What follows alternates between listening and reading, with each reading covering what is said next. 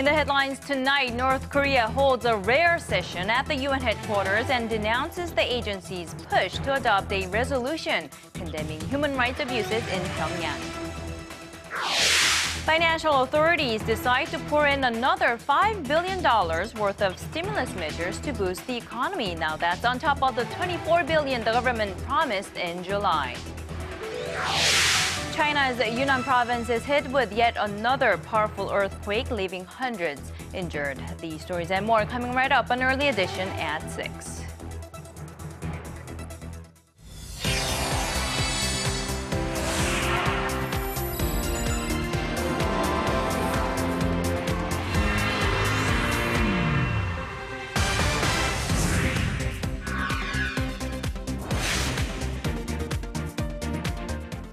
It's 6 in the evening on a Wednesday, October 8th here in Korea. Live from Seoul, I'm Daniel Choy. And I'm Hyun-kyung. Thanks for joining us on Early Edition at 6. Rebukes from the United Nations and North Korea's human rights violations have prompted the international community to act. Well, realizing that it can no longer turn a blind eye to the growing criticism, the North Korean mission at the UN held a rare session on the matter. Choi Yoo-sun has our top story. North Korea has publicly admitted the existence of its labor camps for the first time as the international community increases pressure on the North to stop abusing the human rights of its people. At a rare session on the issue Tuesday, the North Korean delegation at the UN said the so-called reform through labor detention camps helps people adjust through their mentality and reflect on their wrongdoings. The North Koreans, however, deny that they run political prison camps.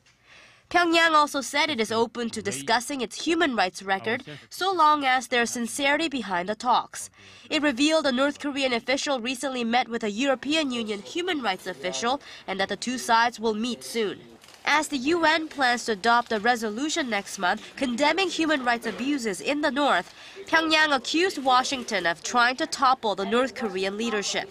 And DPRK is totally against misusing human rights for regime change in the country.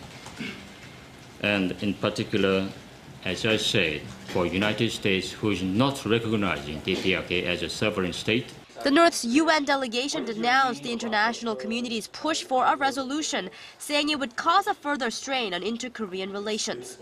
And we do oppose these resolutions. This resolution means confrontation, and confrontation is not compatible with the dialogue and cooperation that we are very much in favor of. Defending itself, North Korea shoveled the blame towards South Korean military exercises and international economic sanctions, which it says are acting as obstacles to improving human rights in the North.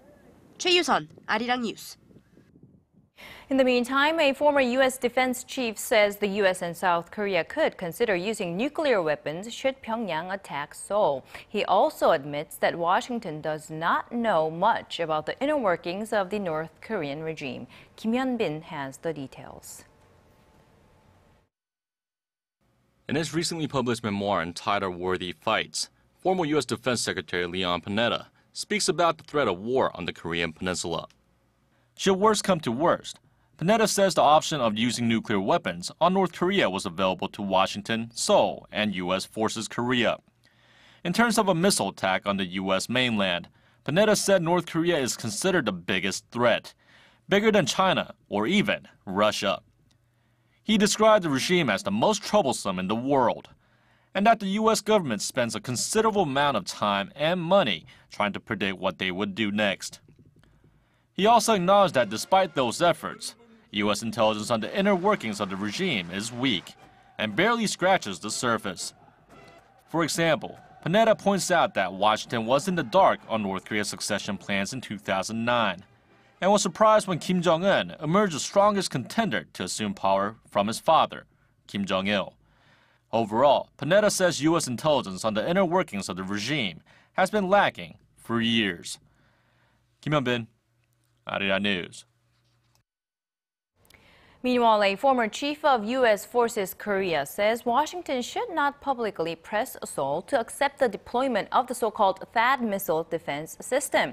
At a forum in Washington Tuesday, Burrell Bell, who served as USFK commander from 2006 to 2008, said although he agrees with Washington's plan, it would be simply irresponsible for Washington to press South Korea either diplomatically or publicly. He stressed the issue should be settled with the South Korean government first before being made public. His comments come after a U.S. military official openly said discussions were being held on a possible deployment of THAAD, this while Seoul was still denying that possibility. With President Park Geun-hye pushing through with her vision to reunite the two Koreas, the South Korean government is carefully getting a head start. Seoul's financial regulator says the amount of funds needed to bridge the economic gap between Seoul and Pyongyang is likely to hover around $500 billion. Kim Young-gil has this report. The South Korean government, in a plan that will be formally announced later this month, will seek financial assistance from the OECD, look to maximize the use of North Korean resources, and foster the private investment of South Korean firms in North Korea. This in attempts to ease the burden on North Korea's economy in preparation for a unification of the two Koreas.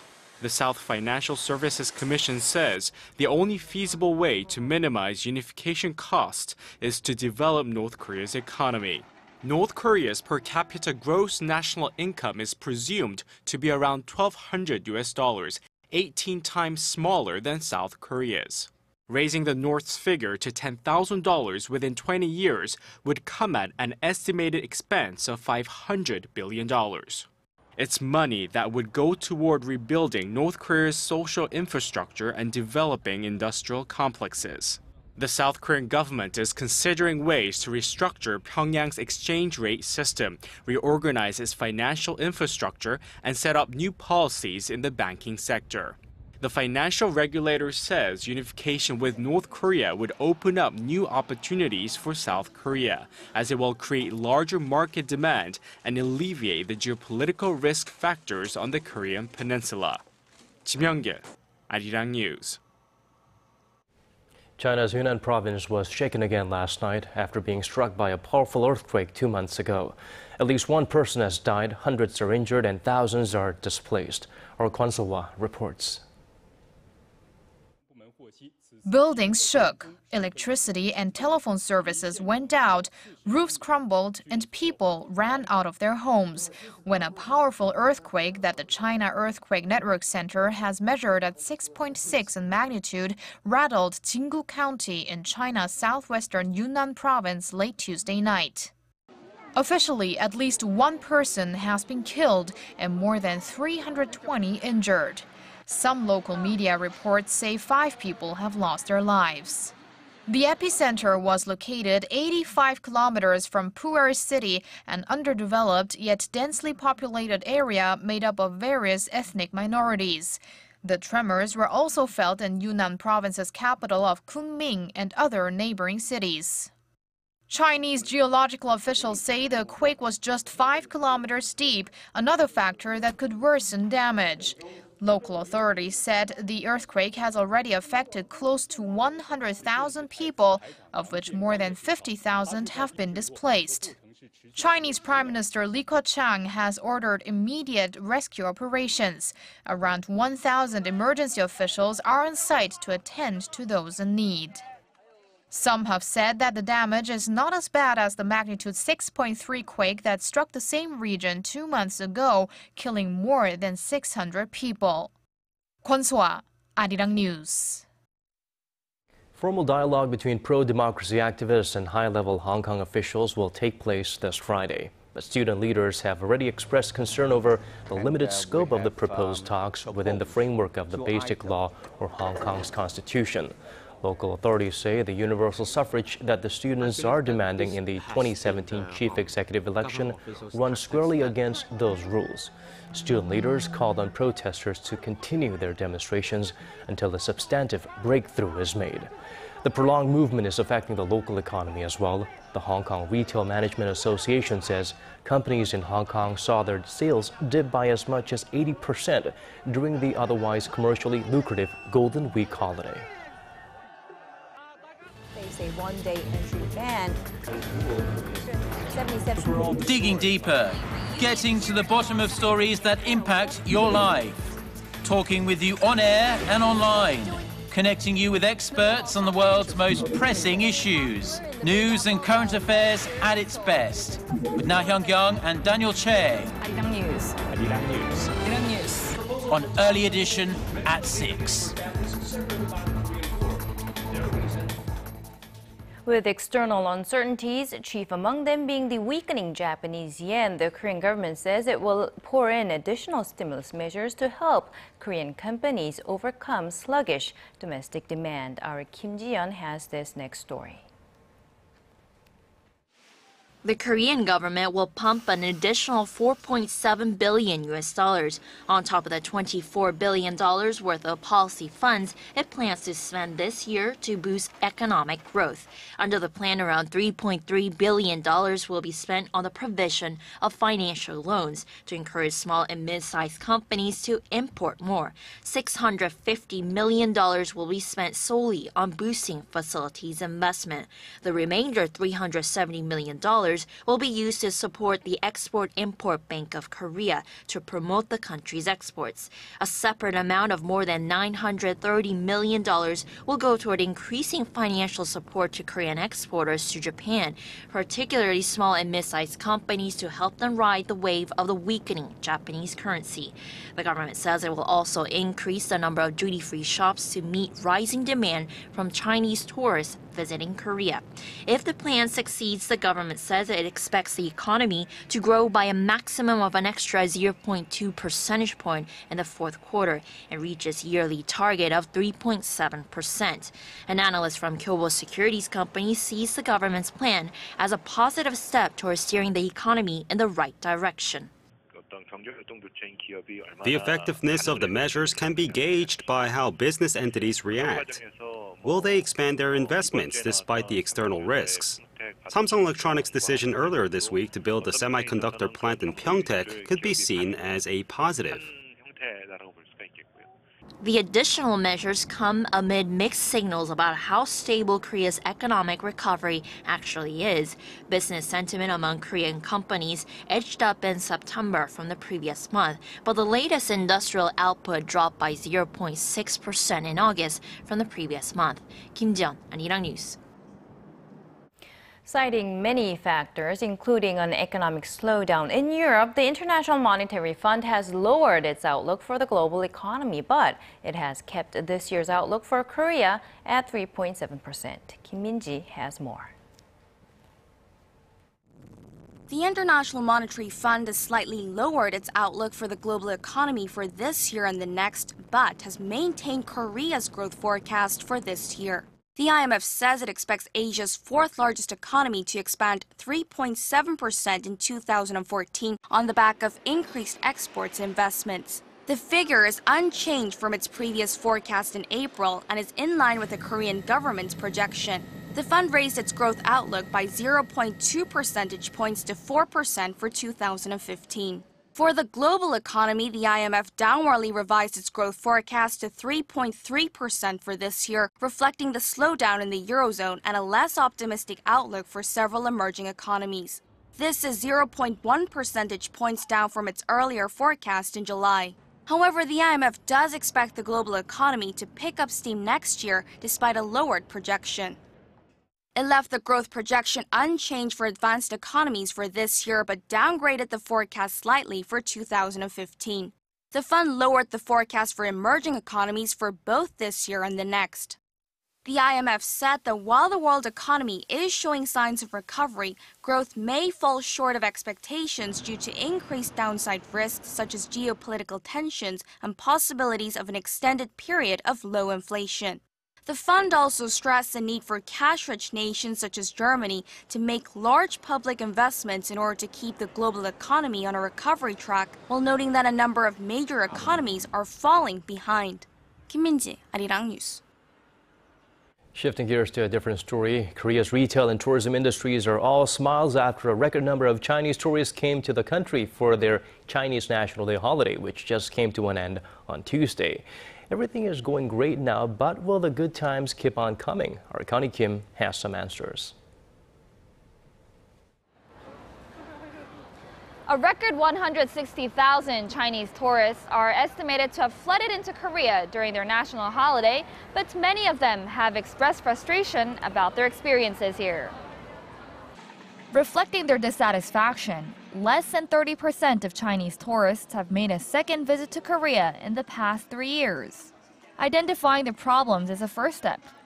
For one, Chinese tourists spend more than half of their money on shopping during their stay in Korea, which experts say poses issues over the long term. The product brands these tourists buy are mostly global ones that can be bought in other countries as well. If Korea starts losing price competitiveness, it won't be as appealing for the Chinese to visit Korea. Peck says demand among Chinese travelers for leisure activities will rise as their income levels do. For that reason, it's recommended that Korea begin investing more time and energy into culture, leisure, and entertainment travel packages that are unique to Korea.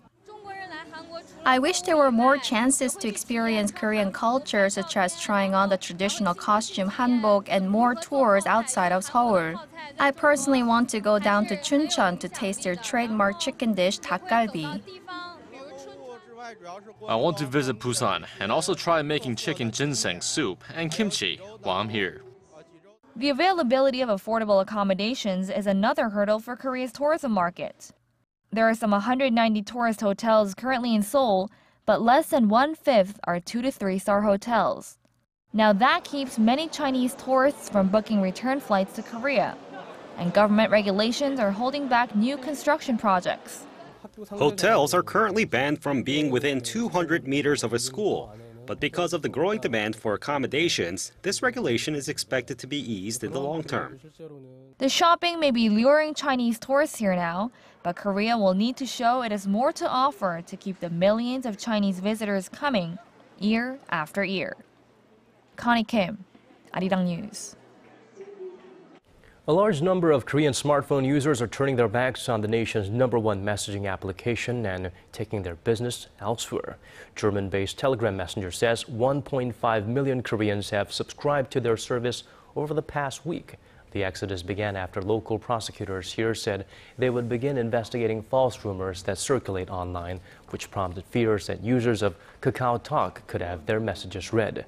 Telegram, which said it would launch a Korean version of its service soon, is popular across the world because it is heavily encrypted. KakaoTalk said Wednesday that it plans to adopt a privacy mode that will have similar features. When you think about Korea's export items, manufactured goods probably come to mind first. But there are people here in Korea that have been striving to change that perception. Our Im Yun-hee has this story. It's been a decade now since the performing arts market in Seoul first made its debut, with the clear intention of creating a place where Korean performers can meet international artists and companies. And just like any other market, there are buyers and there are sellers. Those from foreign countries looking to bring Korean performances into their homeland get the chance to purchase these performances and export them abroad. And now, 760 performances later, PAMS has made connections with over 60 different countries, connecting performers to buyers around the world. I am looking at the younger companies. I'm looking at hip-hop, which I have a couple of times programmed hip-hop companies from Korea because they are fantastic dancers.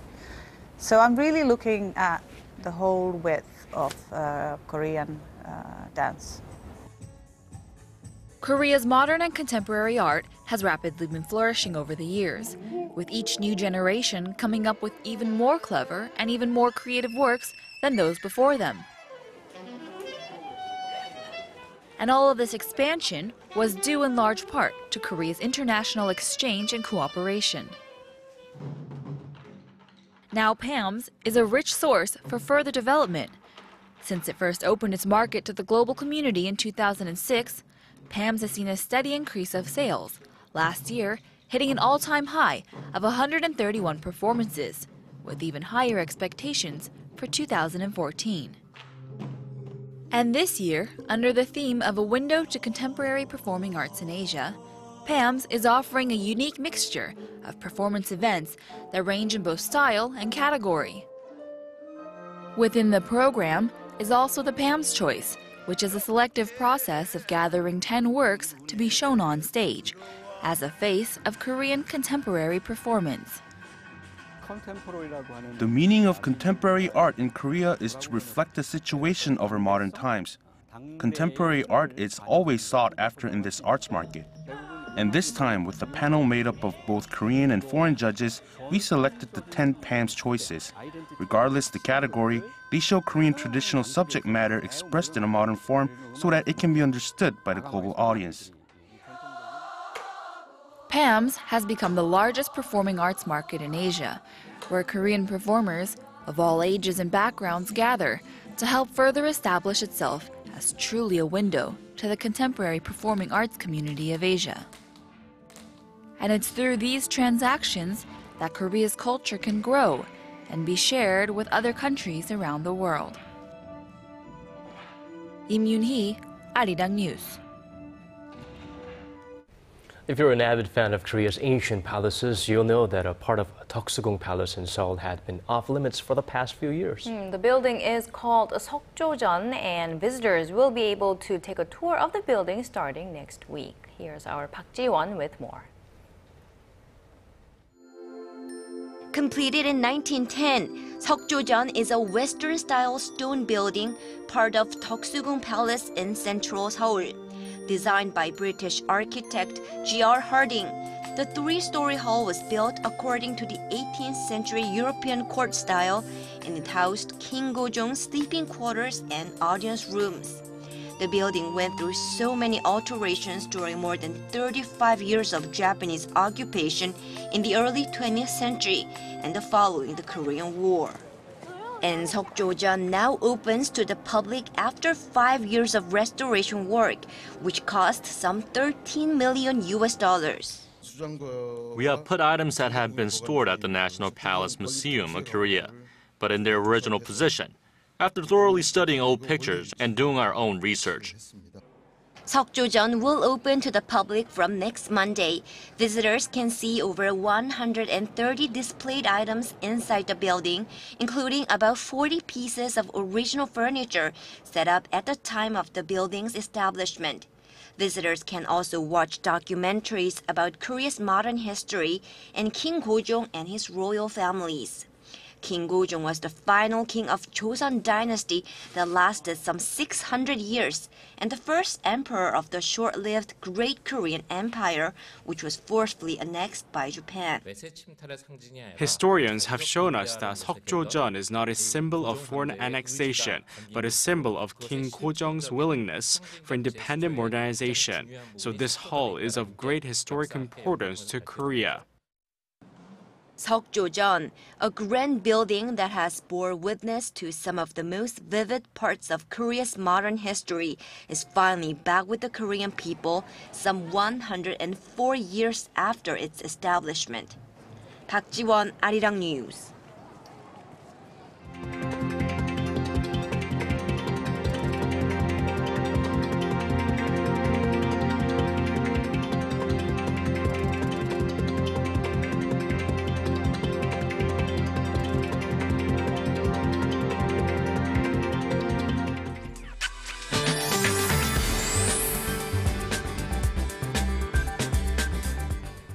Now, some would say today was a perfect fall weather, and we are heading into a public holiday tomorrow, I believe. That's right. That's right. And we might get a bright sunshine, but we will have to find out with our weathercaster Kim Bo-kyung standing by at the Weather Center. Bo-kyung, how are things looking for the weekend as well as Thursday? Well, guys, it looks like perfect autumn conditions will continue throughout the day and through tomorrow. Today is Hallol here in Korea, which is one of the 24 indicators marking the beginning of chilly days. So morning temperatures here in Seoul dropped to 11 degrees, but quickly rose to the mid-20s under partly cloudy skies. A heads up as we'll be able to enjoy the first total lunar eclipse in 3 years at around 7:24 p.m. Korea time, and clear sky should make it easy for us to view the eclipse anywhere in the country. Otherwise, keep in mind the big gap in temperatures between the days and nights, so a jacket is a must when heading outdoors. Tomorrow, as Daniel mentioned, is Hangul Day, which is a national holiday, and light showers are forecast for parts of the eastern coast. Overall, weather should be perfect for soaking up some sun over the weekend, but keep in mind that rainy conditions may start off our week next Monday. On to Thursday's readings. Seoul hits 25, Daegu and Gwangju 26, Busan 25. On to other regions. Jeju, Daejeon that is, starts off the day at 9 degrees before jumping up to 24 in the afternoon. Jeju reaches 23, Dokdo 22, Pyongyang 16. That's all for now. I'll see you soon.